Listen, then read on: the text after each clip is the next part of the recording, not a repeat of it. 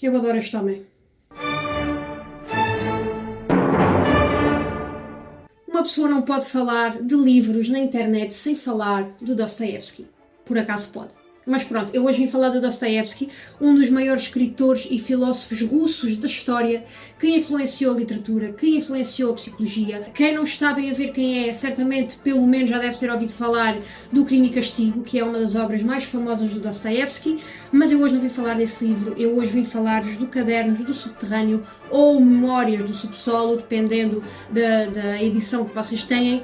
E dizem os entendidos em literatura, que claramente não é o meu caso, que esta foi uma das primeiras novelas existencialistas de sempre, até porque o Dostoiévski era considerado por muitos um dos pais do existencialismo na literatura. Ou seja, só por aí já dá para perceber que este livro vai navegar muito por essa corrente filosófica, vai questionar...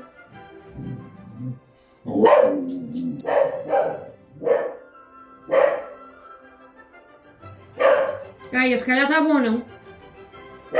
Não. Hello, darkness, my old friend.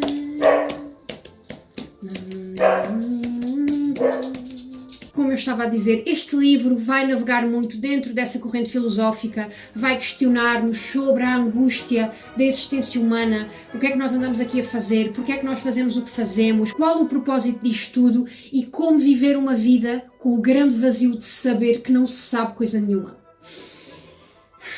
Uma das coisas que eu mais adoro neste livro é o fluxo de consciência. Eu adoro esta técnica literária e os grandes livros da minha vida, assim, aqueles livros que eu leio e penso, porra, favorito já, têm sempre um fluxo de consciência bastante presente. O que é que isto significa? Quando vocês leem livros com fluxo de consciência, significa que o pensamento das personagens, ele não está a ser interrompido, ele não está a ser mastigado. Vocês têm acesso à linha de pensamento das personagens de forma ininterrupta. Vocês conseguem acompanhar todas as etapas do pensamento de forma contínua, de forma crua. E como tal, o nosso pensamento, ele pode ser contraditório, ele pode ser confuso. Nós, quando pensamos numa coisa, nós não vamos de ponto A a ponto B. Nós temos um pensamento, depois chega outro logo a seguir, nós damos uma conclusão, mas depois afinal vem o terceiro pensamento, misturamos aquilo tudo, ou seja, o nosso pensamento não é uma coisa linear.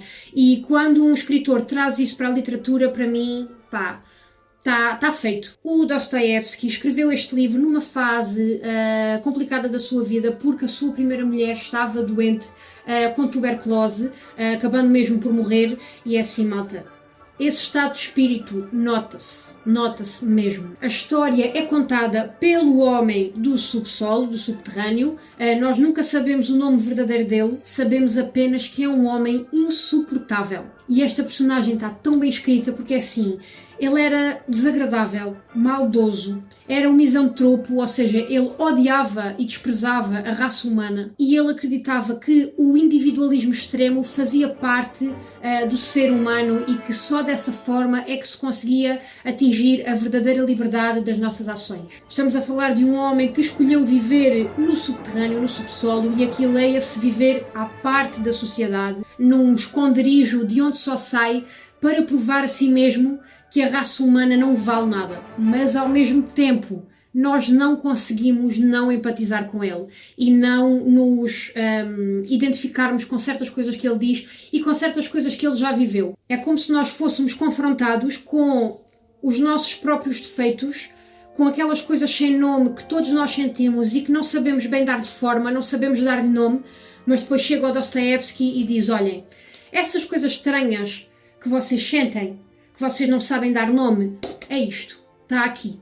E apresenta-nos aquilo com uma clareza, com uma honestidade, com uma brutalidade que eu acho brilhante. Sério, malta, Dostoiévski é outro nível. Aliás, literatura russa é todo um universo que eu vos convido a abraçar. Recomendo muito este livro para quem gosta de pensar sobre a vida e sobre a existência humana, para quem gosta de questões filosóficas. E malta, desculpem eu não ser mais original do que isto, mas este livro também é para quem se interessa muito sobre o tema da liberdade, do livre-arbítrio. Eu já vos tinha falado aqui do Laranja Mecânica, que também gira muito em volta desse tema. E este livro questiona-nos muito sobre esse direito que todos nós temos de escolher o nosso próprio caminho e até onde é que podemos ir para o fazer. Deixem-me dizer-vos mais uma coisa sobre este livro.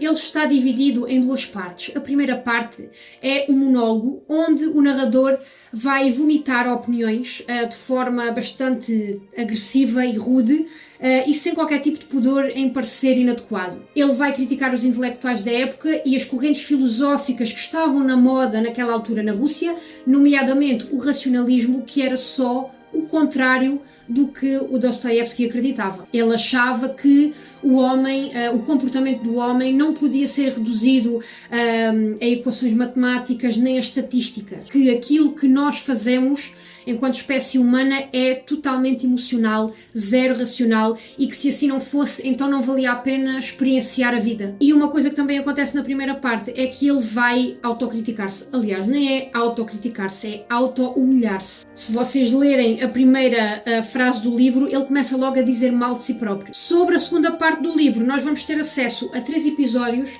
que aconteceram na vida do narrador. E é assim, malta, esta parte é mesmo para vocês sentirem coisas. Porque ele aqui vai meter em confronto os seus ideais, o seu pensamento, o seu sentir com a vida real, com o mundo real. E pessoas que têm formas muito peculiares de ver a vida, de sentir as coisas, geralmente também têm dificuldades em adaptar-se ao outro, em adaptar-se à vida real, não é? À forma como as coisas funcionam. Então esta segunda parte é muito sobre isso, é muito sobre ele ter tentado encaixar-se na forma como a sociedade funciona, sem anular as coisas em que ele acreditava. Portanto, sim, malta, é um livro muito bom. Eu recomendo-vos muito ler Dostoiévski.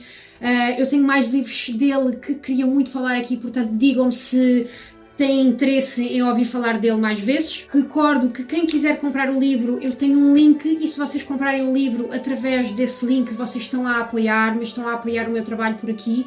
Portanto, eu vou deixar o link na descrição do vídeo. E é isso. Vemo-nos no próximo livro.